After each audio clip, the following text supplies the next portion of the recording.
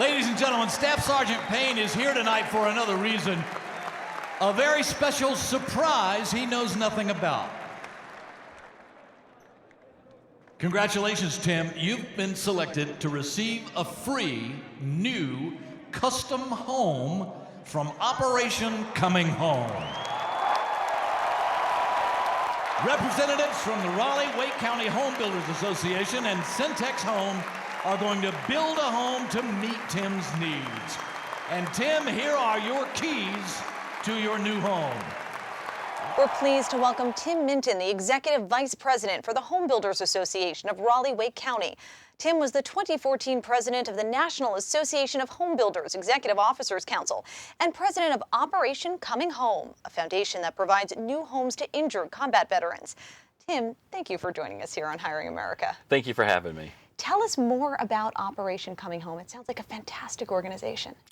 Operation Coming Home is a foundation that we formed in 2007, whose purpose is to provide a new custom home for injured combat veterans. It's just been a wonderful project to be a part of. How do you even go about choosing the right family? Yeah, that can be difficult. The military does a wonderful job, but the military is not going to let you know who's been injured, who may need a home. And so it's a process that we have to go through. A lot of times it's by word of mouth. Do you have an application available online for folks to fill out? We do. If you go to www.operationcominghome.com, there's an application there that you can fill out. And, we encourage everyone. One of the requirements is you're going to want to have to live here in the Wake County area, because that's where we build our houses. It doesn't matter if you're married, have kids, single. The main thing we look at is, did you serve in the military? And unfortunately, if you were injured or not. And those are really the two main requirements that we're looking for. And you are giving these families a key. That's it. They're not taking out their checkbook and writing a check for a down payment. That's right. I mean, to be part of really the American dream. I mean, everyone wants to own their own home. To watch when they receive the keys, when they walk through the home, the look on their faces, just the smiles and the tears that we see, not just from the spouses, but also from those who have served.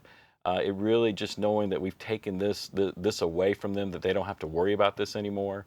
And I think more so when we give them the house, we'll have 500 people in the front yard of the house pretty much welcoming them home. And I think the support that they see from the community is something that they don't expect and just hold on to forever. And what does that say about the community? To have 500 neighbors coming out and saying, hi, if you ever need any milk and sugar, I'm your girl. I mean, what does that mean?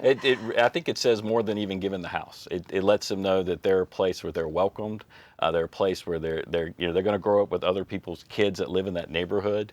They know that if they need something, there's someone next door that's ready to help. So if the homeowners aren't paying for any of this, who is? Oh, we have it's just wonderful builders here in the community, wonderful vendors who come together, who donate all the materials, all the labor, donate the lot, everything that we need to build this home. And just watching people come together with this one purpose in mind, which is to thank this veteran and their family for the sacrifice they made, is just remarkable. We had the privilege of watching a video recently. You made an announcement, surprised a family, told them that they were going to receive a new home. Corporal Ryan Whiteman on Military Appreciation Day and his lovely wife Melissa were given the keys to their brand new house in Fuquay Arena, which will be built to meet Ryan's needs. They had no idea this was coming. It was exciting. We were at the UNC Virginia Tech game. They did not know why they were there. Between the first and second quarter, we made the big announcement. What was it like to do that? I was stunned by the response. To see 60,000 people standing, to see the refs, the football players, the coaches all come over clapping, to watch the family, their reaction. Ryan Whiteman, who received the home, reached up to hug me. There was not a dry eye in the place. When the homeowners walk in their new home for the first time, what are some of the things they say?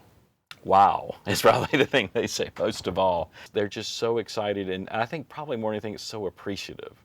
And we're like, you don't need to thank us, we just want to thank you, but they're telling everyone thank you.